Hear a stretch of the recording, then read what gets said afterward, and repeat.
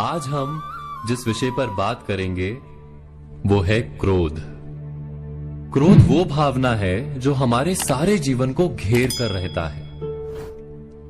क्रोध को ना उम्र की मर्यादा है, ना ही ज्ञान की।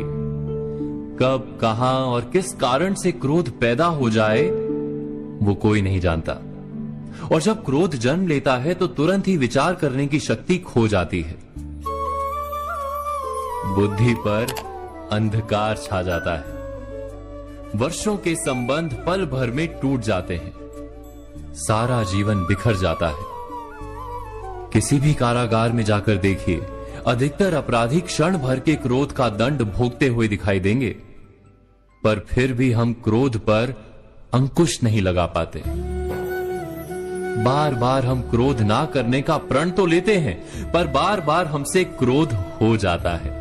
ये क्रोध वास्तव में क्या है, क्यों जन्मता है और क्यों अंकुश में नहीं रहता? उदाहरण के लिए आप एक बालक को देखिए। उसे किसी वस्तु की इच्छा होती है और उस समय अगर उसे वो नहीं मिलती या कोई उसे भयभीत करता है तो वो प्रतिक्रिया देता है। बालक की प्रतिक्रिया क्रोध है,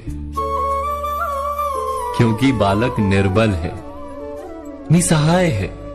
बालक अपनों से बड़ों को अपने वजूद का एहसास, अपने अस्तित्व की प्रतीति करवाने का प्रयास करता है क्रोध के माध्यम से। बड़े होने पर भी हम क्या ऐसा ही नहीं करते? क्या क्रोध हमारे भीतर बैठे बालक का प्रतिभाव नहीं? अर्थात क्या क्रोध वास्तव में केवल बालक जैसे व्यवहार का नाम नहीं? जब अहंकार को घाव होता है, जब भय लगता है, जब कोई वस्तु हमें प्राप्त नहीं होती, तब हमें क्रोध आता है, ठीक किसी बालक की भांति। हम जानते हैं कि आईने के सामने खड़े होकर मुंह बनाने का खेल बालकों को शोभा देता है, बड़ों को शोभा नहीं देता। फिर भी हम बालक की भांति क्रोध करना बंद नहीं करते। हम अनुभव से जानते हैं, दूसरों को देखकर बता सकते हैं कि क्रोध से कभी कुछ प्राप्त नहीं होता। सम्मान हो, संपत्ति हो, प्रेम हो या सुरक्षा हो, क्रोध से नहीं मिलता।